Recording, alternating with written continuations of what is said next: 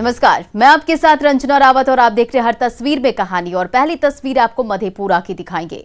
मधेपुरा में फिर बीच सड़क पर ही तमंचे पे डिस्को हुआ, जहां म्यूजिक और डांस के तड़के के साथ फिर तमंचा गरजा। लेकिन महफिल में थोड़ी भी लापरवाही जानलेवा साबित हो सकती है।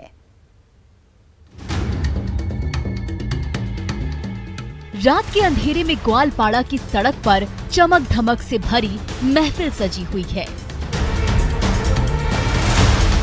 जिसमें भोजपुरी गानों की धुन पर सजी धजी बाला के साथ मेहमानों की टोली नाच रही है, गा रही है और जमकर ठुमके लगा रही है। तभी अचानक इस सिरफिरे का मन मचलता है, सामने से इशारा मिलता है और वो आम ना देखता है ताव तमंचा लहराता है और दबा देता है ट्रिगर।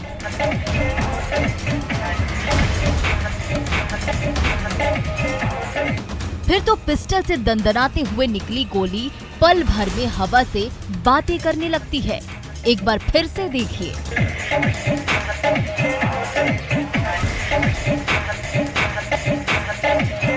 सिरफिरे ने पिस्टल उठाया और ट्रिगर दबाया। धाई की आवाज के साथ पिस्टल से निकली गोली आसमान की ओर दौड़ पड़ती है, तो इधर दोनाली भी गरज पड़ी। ये वायरल वीडियो है ग्वालपाड़ा के सुखासन पंचायत का। एक सप्ताह पहले गांव में हुए विवाह समारोह के दौरान ये धूम धड़ाकेदार महफिल सजी थी। तभी सड़क पर मेहमानों की भारी भीड़ जुट गई। उन्हीं मेहमानों के मनोरंजन के लिए डीजे के धुन पर जब सजी धजी डांसर ठुमके लगाने लगी, तो उस जलसे में मौजूद हर एक शख्स झूमने लगा। अभी म्यूजिक और डांस का तड़का लग ही रहा था कि उसमें तमंचे की भी एंट्री हो गई। भोजपुरी गानों के कान फोड़ू शोर पर एक तरफ नर्तकी के साथ मेहमानों की फौज ब्रेक डांस कर रही थी, तो मेहमानों की उसी खचाखच भीड़ में कभी तमंचा गरज रहा था तो कभी दोनाली से हवाई फायरिंग हो रही थी।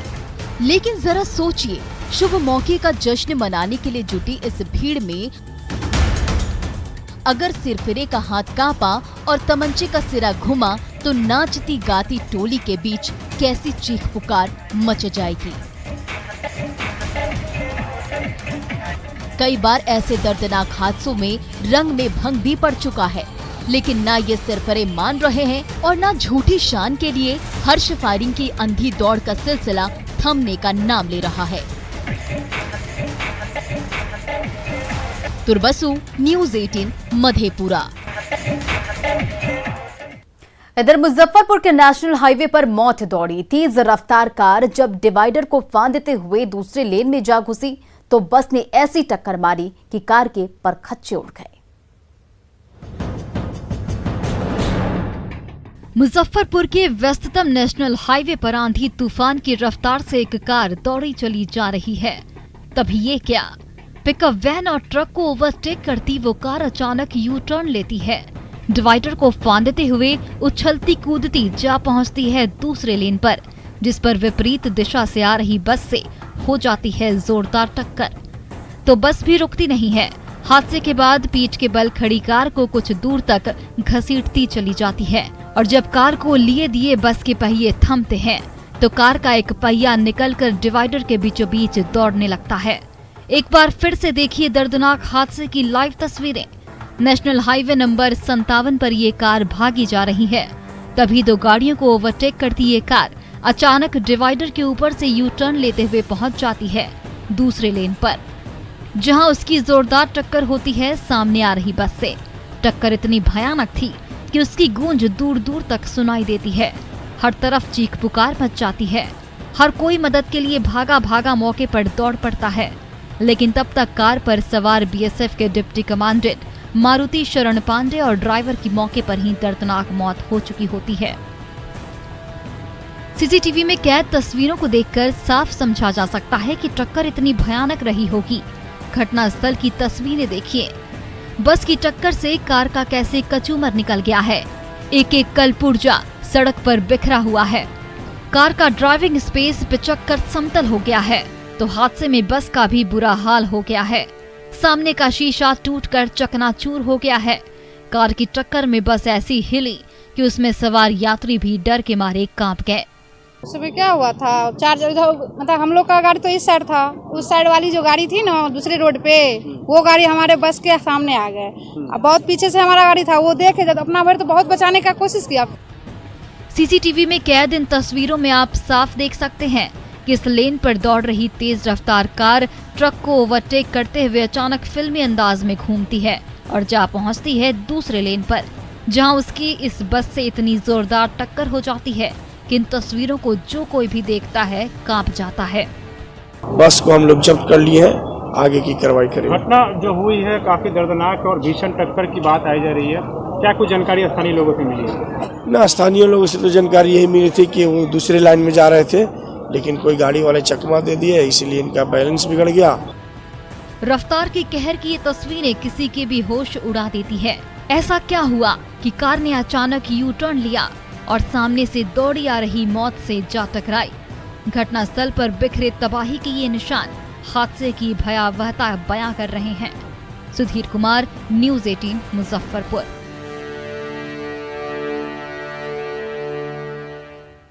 सिवान की एक दुकान में दिन के उजाले में चोरी हो गई। ग्राहक के वेश में आए अपराधी ने काउंटर से मोबाइल उड़ा लिया। इस शातिर चोर की एक एक हरकत सीसीटीवी कैमरे में कैद हो गई।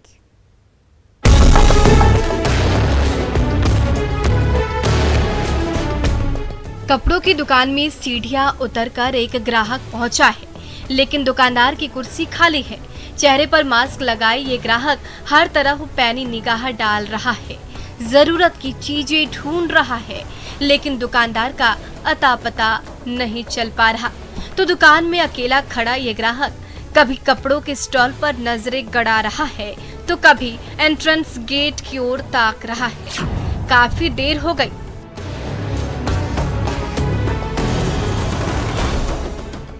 तभी दो लोग सीढ़ियां उतरकर दुकान की ओर आते दिखते हैं, लेकिन वो दोनों सामान लेकर किसी कोने में चले जाते हैं।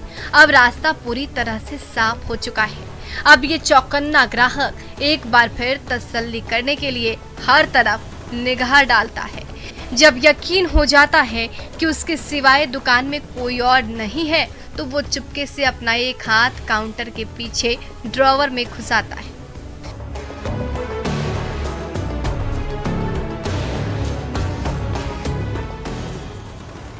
कुछ देर तक टटोलने के बाद वहां उसे एक मोबाइल हाथ लगता है, तो बिजली की तेजी से वो उसे हाथ में उठाता है और फिर अपनी पॉकेट में भर लेता है।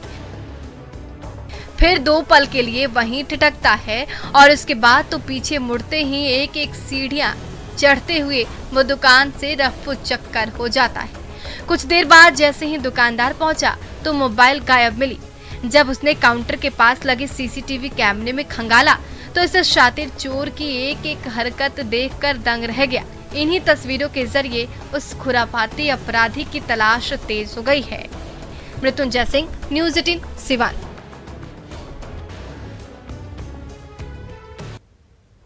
इधर गया से पढ़ने चीन गए होनहार लाल की हत्या कर दी गई। जब चीन से ये मनहूस खबर आई, परिजनों पर गमों का पहाड़ टूट पड़ा। अब परिजनों को अपने लाल के पार्थिव शव का इंतजार है।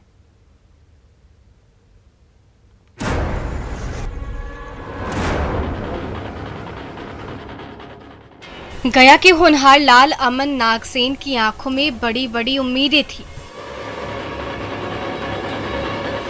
2 साल पहले जब माता पिता को अलविदा कहकर वो हजारों मील दूर चीन के सफर पर निकला था, तो उसे पता था कि उसकी मंजिल अभी बहुत दूर है। इसलिए उसने घर से दूर रहकर कड़ी मेहनत की। चीन की तियानजिन यूनिवर्सिटी के इंटरनेशनल बिजनेस स्टडी डिपार्टमेंट में अपनी प्रतिभा का लोहा मनवाया। अभी वो अपने सपनों के सफर पर बढ़ा ही था कि 30 जुलाई को अचानक उसकी हत्या की मनहूस खबर आई। फिर तो परिजनों पर गमों का पहाड़ टूट पड़ा। नहीं आया था, आज मेल आता है कि आपका पुत्र का हत्या हुआ है, डेथ नहीं हुआ है। तो इसलिए हम तो चाहते हैं कि जितने भारत के और भी छात्र पढ़ते हैं उनके माता पिता से मैं अनुरोध करता हूँ कि वो भारत सरकार से मांग करे कि हमारे पुत्र को भारत सरकार जल्द से जल्द पार्थिव शरीर लाए। तरह जैसे मेरे भाई को हुआ, अगर किसी और के साथ ऐसा होगा, कौन माँ बाप चाहेगा कि अपने बच्चों को हम विदेश में भेजे पढ़ने के लिए। अमन नागसेन से उसके माता पिता को बड़ी उम्मीदें थी। लगा था उनका चिराग अपनी रोशनी से एक दिन जरूर पूरी दुनिया को रोशन करेगा, लेकिन वो सुनहरा दिन आने से पहले ही ईश्वर ने उसे अपने पास बुला लिया। आखिर ऊपर वाले ने उसके साथ ऐसा क्रूर मजाक क्यों किया? ऐसा क्या हो गया कि पढ़ने के लिए चीन गए लाल को अपनी जान गंवानी पड़ी? ऐसे ढेर सारे सवाल अभी और हैं जो अमन के परिजनों को रह रहकर परेशान कर रहे हैं। पढ़ने के लिए भेजे थे कि हमारा बेटा अच्छा बने, कुछ काम करेगा, देश के लिए कुछ विकास करेगा, लेकिन मेरा बेटा तो वहीं विकास हो गया। जब गया कि सीधे साधे अमन नागसेन की दूर देश में जान ली जा सकती है, तो आखिर कोई माँ बाप क्यों अपने जिगर के टुकड़े को पढ़ने के लिए अपने से दूर भेजेगा? इसलिए अमन के शोक संतप्त परिजनों की पीड़ा आज हर किसी की पीड़ा है। जरूरत है अमन और उसके परिवारों को न्याय मिले। एलन लिली, न्यूज़ 18 गया।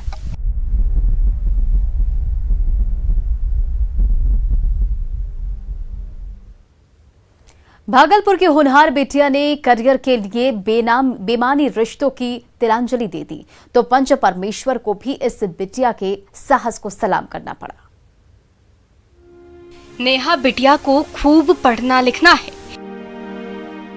अधूरे ख्वाब पूरे करने हैं, पढ़ लिख कर पैरों पर खड़ा होना है, लेकिन ना पति साथ देने को तैयार था, ना ससुराल वाले।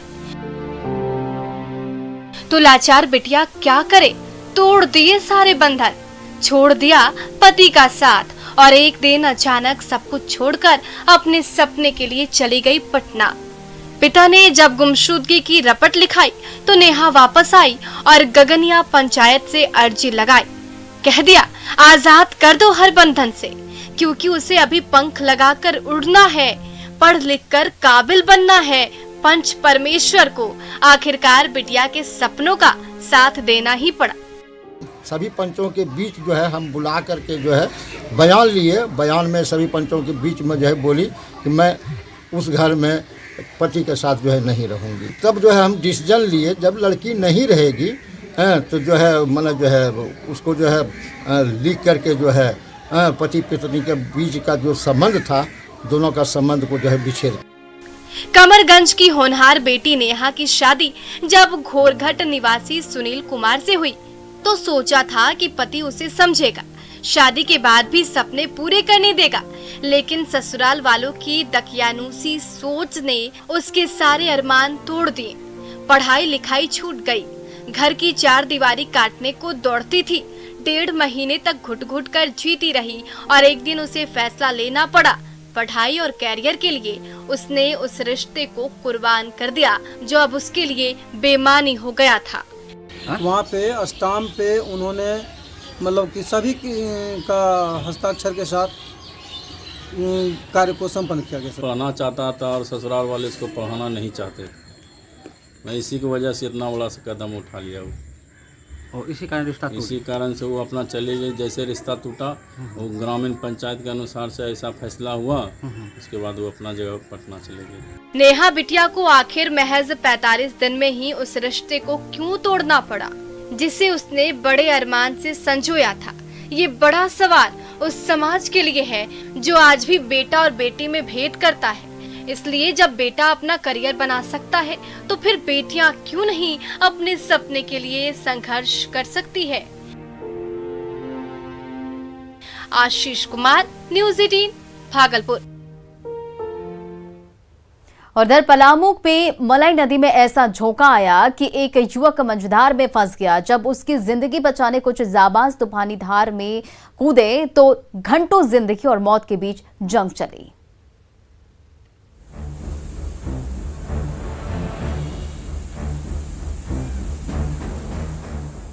मलय नदी की उफनती धारा आंधी तूफान की गति से बहती जा रही है।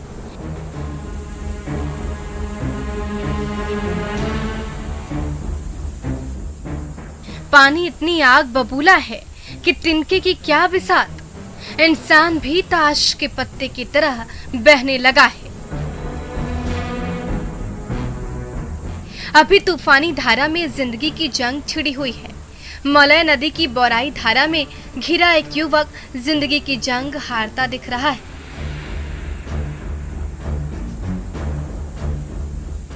तभी उसकी सांसों की डोर थामने के लिए पलामू के जाबाज युवा उसी तूफानी धारा में कूद पड़े हैं।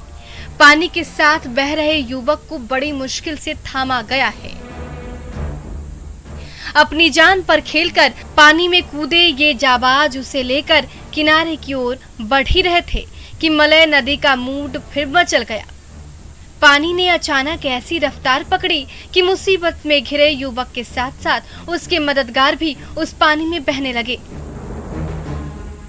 तभी किनारे की ओर 2-2 रस्सियां फेंकी गई जो पानी में फंसे इन युवकों के लिए उम्मीद की किरण से कम नहीं थे। फिर धीरे धीरे रस्सियां खींच दी गई और उसे पकड़े ये युवा किनारे की ओर बढ़ने लगे। लेकिन तभी ऐसा तेज झोंका आया कि रस्सी की पकड़ छूटने लगी। मलय नदी के पानी में जिंदगी और मौत के बीच 2-2 हाथ चल रही है। एक एक पल गुजरने के साथ साथ सांसों की डोर कमजोर लगने लगी है। कभी नदी की धारा भारी पड़ती दिख रही है तो कभी इंसानी जिजीविशा, कभी लहर उफान मार रही है तो कभी रस्सी की पकड़ ढीली पड़ रही है। नदी के बीच धारा में जिंदगी की जंग चलती जा रही है तो नदी किनारे मौजूद तमाशवीन सांस रोके ये तमाशा देख रहे हैं। मलय नदी अचानक इतने रौद्र रूप में आ गई कि अपने साथ साथ इन जाबाजों को भी बहा ले जाने को बेताब हो गई है। लेकिन पलामू के बहादुर योद्धा इसी मलय नदी का पानी पीकर बड़े हुए हैं। वो भी हार मानने को कतई तैयार नहीं है। दोनों ओर से जोर आजमाइश तेज होती जा रही है। घंटों चली इस रस्साकशी के बीच जीत आखिरकार जिंदगी की होती है। इन तमाम जाबाज युवाओं का प्रयास रंग लाता है और पानी में बह रहे युवक को सही सलामत मलय नदी के मझधार से बाहर खींच लिया जाता है। संजय भारती, न्यूज़ 18 पलामू। और फिलहाल इस बुलेटिन में इतना ही। बने रहे न्यूज़ 18 बिहार झारखंड के साथ।